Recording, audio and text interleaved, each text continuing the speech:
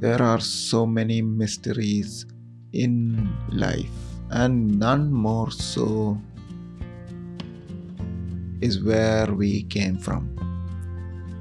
Not in just a generational standpoint, but from literal physical beings with consciousness. Where do we come from? And when we try to contemplate that, it opens up a real interesting portal into who we are.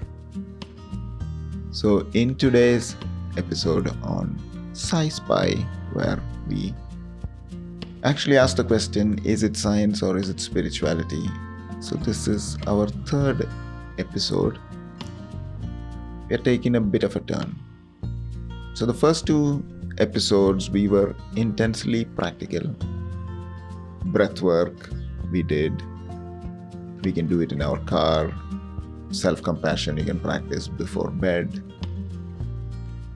But today we are going somewhere bigger. So welcome to Daily Practice with Nikhil, and this is our new edition, Is It Science or Spirituality, where we come to you with a statement and it is your job to guess whether it is science or spirituality. And today's statement is, we are made of stardust. As soon as you hear that statement, what comes to mind? Is it something you might have read in a poetry book? Like a beautiful metaphor for feeling connected to the universe? Or does it sound something like from a sci-fi episode or something in science class? And again, as often we discuss, I tell you an insightful story. I had a few years ago.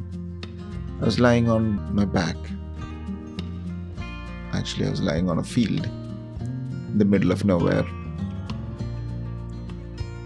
looking up at the night sky. Really looking. The kind of looking where the longer you stare, more stars appear and more closer they get to you. It's a feeling of an outer body experience where you are literally moving towards the stars as you lie down. It's a fantastic experience, and I invite you to try it. Just lying down, looking at the stars with no light involved, no external light. And you see these stars, thousands of stars. And that's when I thought, okay, I've heard this somewhere, that we are stardust. Maybe a song, but I haven't heard that song. But I had it in the back of mind that there's something to do with it. So not metaphorically, but actually related. And then that got my scientific mind thinking. So the carbon in my muscles, the calcium in my bones, the iron in my blood, all of it was forged in the core of a star that died billions of years ago. And I'm not just looking at stars. I'm made of them. I am them, rearranged into particular pattern that's temporarily me. And as soon as I realized that, I felt a shift. This sense of belonging, not alone, not separate, but part of something vast and ancient and ongoing. And this is very important. Sometimes we get trapped in this me thinking, which keeps us so in tune to who we are, and we lose the perspective of a wider, more larger, expansive cosmos out there. It was more like suddenly seeing what was always true again. So that's what we are going to explore today.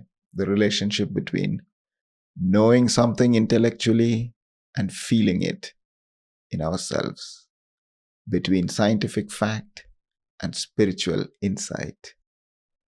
So let's dive deep into both aspects before coming to a conclusion what it is. So the science says, and I want you to really understand this, the story of us begins close to 13.8 billion years ago with what is often called the Big Bang. And that's the entire history of what we can see as of yet. The hydrogen atoms in our body, and you're about 10% hydrogen by mass, those are original beings which was created at the Big Bang. They've been around since the beginning. When you drink water, you're drinking hydrogen. It's as old as the universe. But everything else, the carbon making up your organic molecules, the nitrogen in your DNA, the oxygen you breathe, the calcium in the bones, the iron in your blood, all of that had to be manufactured somewhere. And only one place in the universe that was possible, according to science. And that element is the star. So think about iron for a second. Not in a sense of building, but there's iron in your blood, right? In your hemoglobin, carrying oxygen to your cells. These iron atoms were created in the core of a massive star at temperatures of billions of degrees, under pressures we can barely hold or even imagine. Then these stars exploded and the atoms traveled through space and time for millions or billions of years. And it became part of a cloud that formed our solar system. And it ended up here in this tiny little rock in space. It cycled through soil, through plants, through other animals, and now it's in you. So, in a sense, we are reincarnated beings in that sense too.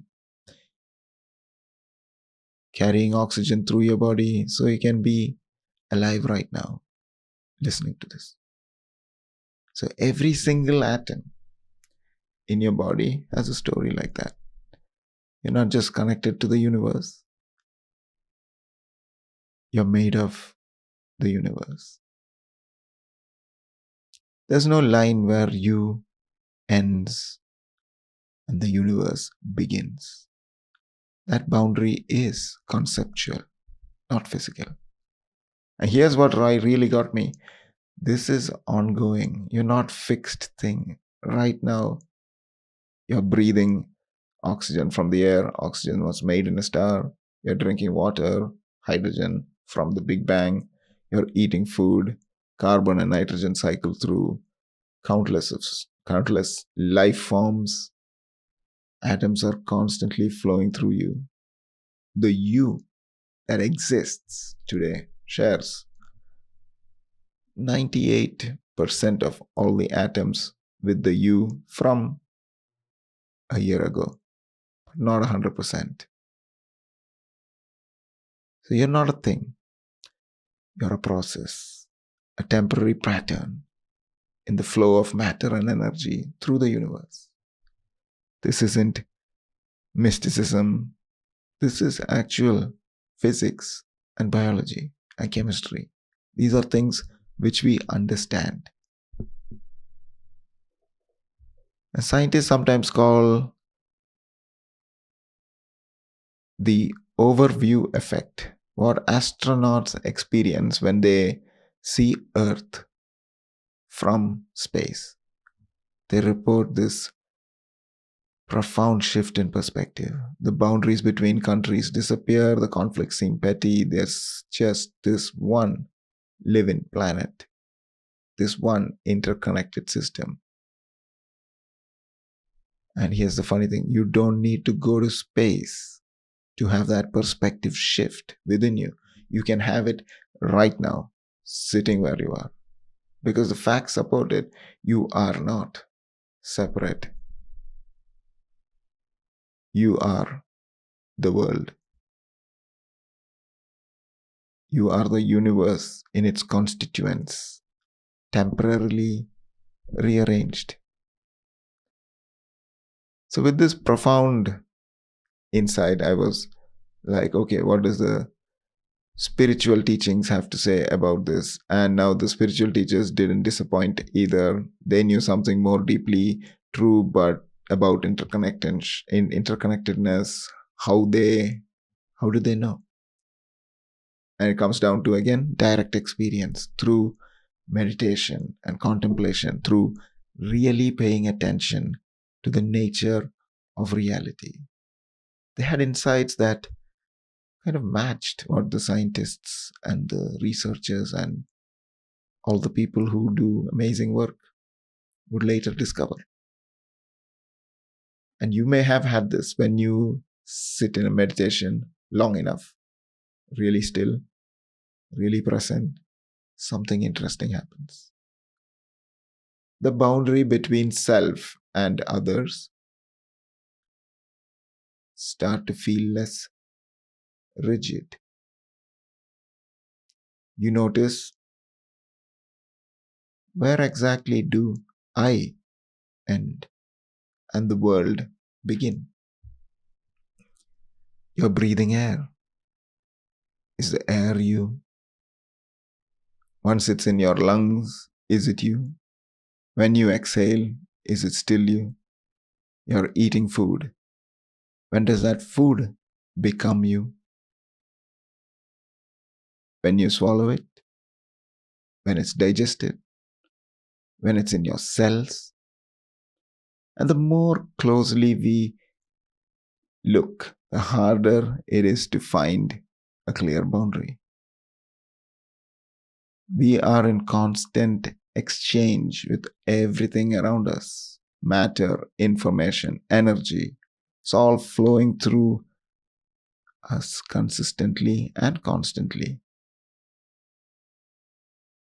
And in Buddhism, this is described as the emptiness. Not that things don't exist, but they don't exist independently.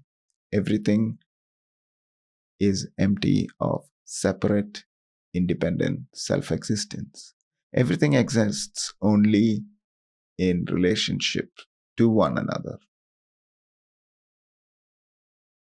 And in the Hindu teachings, they talk about the Brahman, the ultimate reality, and the Atman, which is the individual soul. And they say Brahman and Atman are the one. The deepest truth of you is the deepest truth of everything. There's only one thing happening, appearing as many things. Indigenous wisdom traditions often speak with this beautiful directness. We are the earth walking. The river flows through us. We are relatives with the rocks, the trees, the animals. And not just metaphorically, but really. And again, if we think about this as primitive people failing to understand science, then we are so mistaken. These are sophisticated observations and reports of experience that looked really deeply into the nature of reality. And what they report is the sense of being a separate self is a useful fiction. But it's not ultimately true. We are all made of the same stuff, all part of the same process, all interconnected at every level. And the goal isn't just to believe this intellectually, the goal is to experience it directly, to feel it so completely that it changes how you live life. And that's where we are going to meet. So, like the scientists looking out through a telescope and the mystic looking in through meditation and seeing the same thing from different angles. The scientists trace the elements in your body back to stellar nucleosynthesis, a fancy term that says you are made of stars. The mystic experiences the dissolution of boundaries and says you are the universe experiencing itself. And these may seem contradictory, but they are not. They are complementary. Science starting to give us language, cosmic history, the mechanisms, the timelines. It tells us how we got here, or what we are made of, how we are connected. Spirituality helps us feel it, not just intellectually, but experientially, in a way to change us, gives us practices to dissolve the illusion of separateness and remember our belonging. You can know all the facts about stellar nucleosynthesis and still feel separate, lonely, alienated. Or you can know the facts and practice feeling your connection, and that combination is powerful. This isn't some abstract topic. This is about how you relate to the world. When you really get why you're made of stardust, that you're not separate from nature, but are nature indeed, that our atoms have been recycling through universe for billions of years and will continue long after this particular you dissolves. It changes things. You're not alone. You're not separate. You're not other than the world. You are an expression of it. You are the universe looking at itself, knowing itself, wondering about itself. Carl Sagan once said it beautifully. The cosmos is within us. We are made of star stuff. Technical term. We are a way for the universe to know itself. That's both. This is science and spirituality saying the same thing. Okay. So this is beautiful and profound, maybe. Or maybe this is all news to you. So you were trying to understand where this is leading to. Do not worry, but we have a practice. So how do we move this from being an interesting idea to something we can experience? Let's dive into 3 practices to help this become a reality. Practice 1. The cosmic perspective meditation. And this is a 10-minute meditation you can do a few times a week. Find a quiet place, sit comfortably, close your eyes. Start by feeling your breath. Just notice your breath wherever it is. Nostrils, nose, chest, belly. The oxygen you're breathing right now was made in a star. Take a breath and think. This oxygen atom was forged billions of years ago in a stellar core. It traveled through space. is been breathed by countless of other beings. Now it's in me, keeping me alive.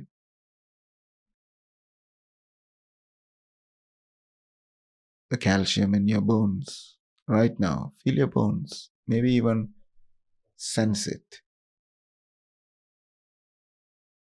was made in a star. The iron in the blood was made in a star. The carbon in every cell of your body was made in a star. You are not separate from the cosmos. You are the cosmos.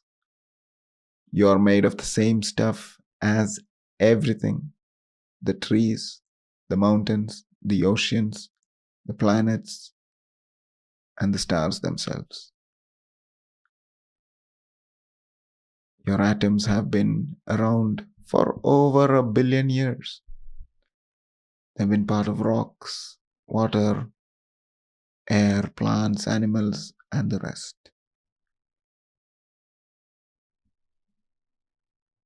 And after you become dissolved, those atoms will continue. They will become soil, water, air again. They'll be part of other living things. In an essence,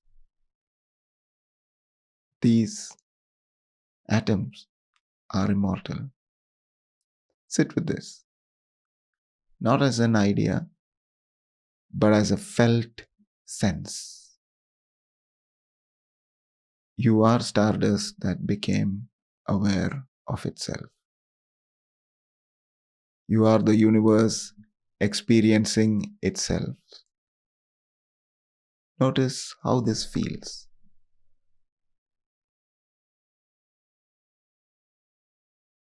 Does this change your sense of loneliness, of alienation, of importance or unimportance? Just notice.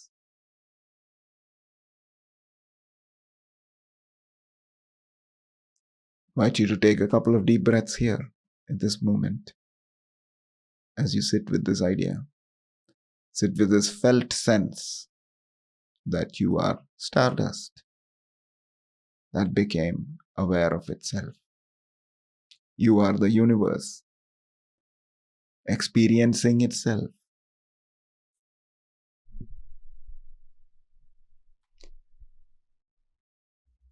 I invite you to do this as many times as possible. Each time it might feel different. That's fine. You're building a new relationship with what you are. Practice number 2. The gratitude chain. This is something you can do throughout the day. Pick any object near you right now. Maybe it's your phone. Maybe it's a cup of coffee. Maybe it's the chair you're sitting on. Now, trace its origin backwards, like you're following a thread all the way back to the universe. Let's say it's your phone. The phone came from a factory. The factory used materials, rare earth materials, silicon, copper. Those materials were taken from the earth. Those minerals formed over millions of years of cooling magma from planetary formations. Those elements came from the cloud of gas and dust that formed our solar system. That cloud came from dying stars. So your phone is made of stardust, literally. Do this with your food. That apple you're eating right now, the atoms in it were carbon dioxide in the air, water from the ground, sunlight converted to sugar. Carbon dioxide came from respiration and decay. The water recycled through oceans and atmosphere. Sunlight came from nuclear fusion in the sun. Trace it all the way back. Everything connects to everything. Nothing exists independently. And when you start to see this vast web of causes and conditions that come together to create any single thing, is humbling, is inspiring. And you can do this with anything. Pick something, trace it back. Feel that interconnection. Feel your participation in the vast, ongoing process. Practice 3. Outdoor cosmic connection. This one is simple but powerful. Go outside. Spend at least 10 minutes in nature, a park, your backyard, anywhere with earth and sky. Touch the earth. Put your hands in the soil if you can, or on a rock, or on a tree, and remember the elements in your hand and the elements in the soil are the same. You're made of the same stuff. There's no fundamental difference between you and the tree and the rock. Just different arrangements of different atoms. Look at the sky during the day. Remember that sunlight hitting your face left the sun 8 minutes ago. That light energy that came from the processes in the sun, the same process that created elements in your body. At night, look at the stars.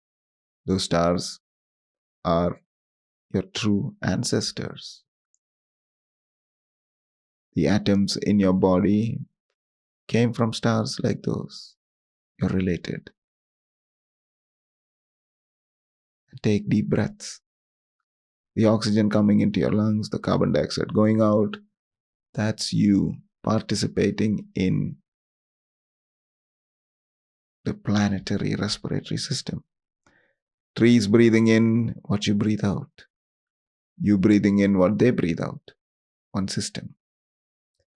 And again, notice how this feels. This is not an intellectual exercise. It is more of a felt sense exercise.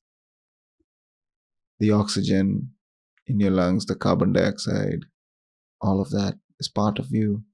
But notice it as part of the cosmos. And once you feel it, does it change your sense of separation? Does it create a feeling of belonging?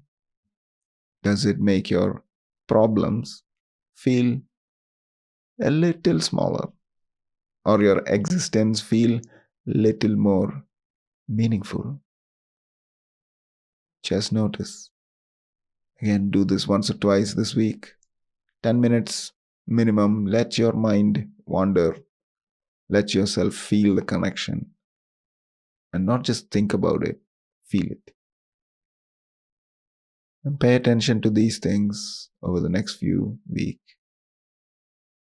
Do you feel less isolated when you practice? More connected? Does your relationship to nature change? Do environmental issues feel more personal now? Do your anxieties feel different when held in this cosmic perspective? Is there more awe, more wonder?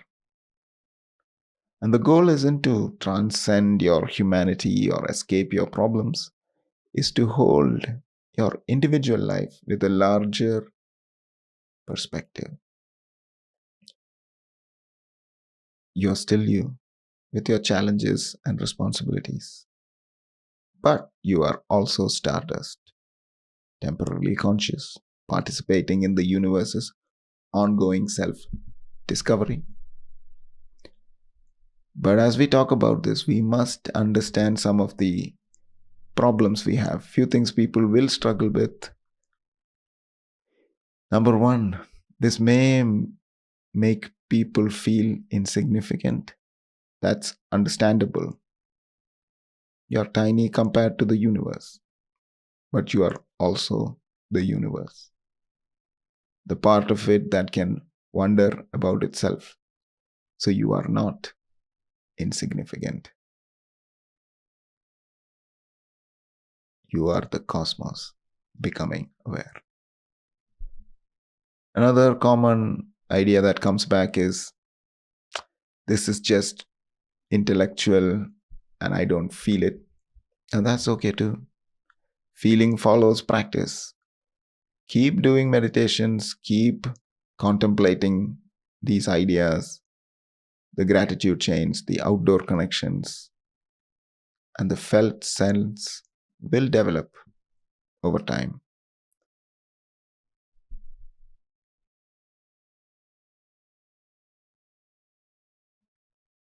Another one is I want to use this to avoid my responsibilities.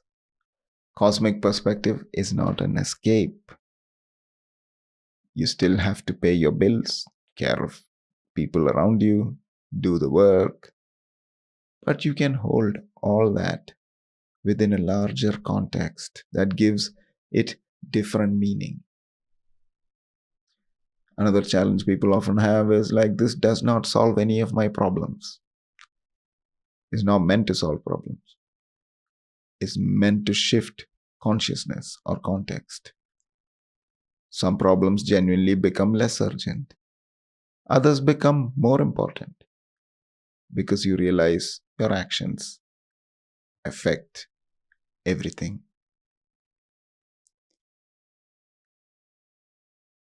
So, as we come towards the end, here's what we discovered today.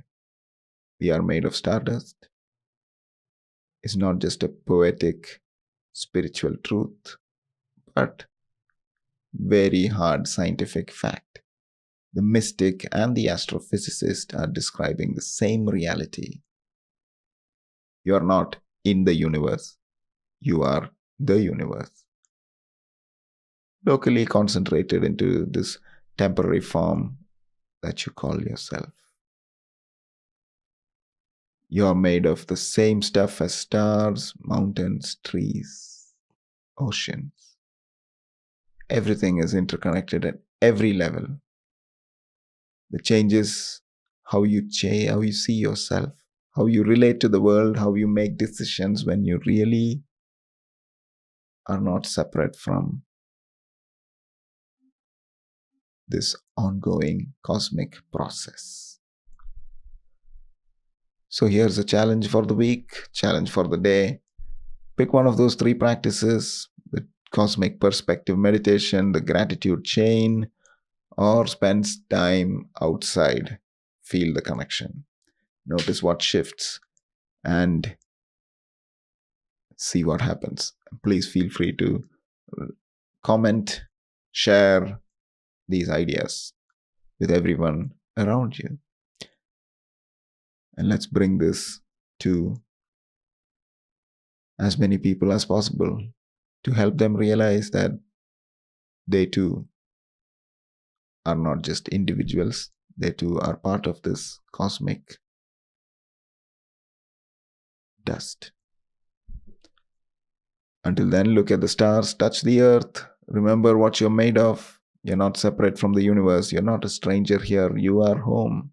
And as always, thank you for listening. Thank you for being wonderful people, sharing their thoughts. Thank you for commenting. And I invite you to take this perspective and play with it. Until next time, take it easy. Peace. So this has been another episode in Sci-Spy. It's a new series in my channel where we spend some time discussing the science or spirituality question to a statement which we bring. So today's statement was, are we made of stardust, or we are made of stardust? And we looked at it from two different lenses, and both lenses came back crystal clear. We are. There's no denying. So what now? What now?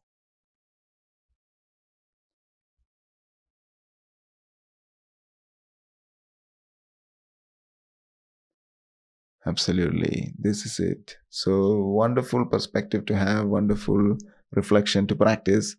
And I invite you to use it however feels right for you. Some people, it might be very interesting to look at the scientific side. Some people may be interested in the felt sense. That's okay too. There's no, again, I say this all the time, there's no right way, there's no wrong way, there's just your way. And fortunately, your way is the universe's way. So go ahead and have fun with it.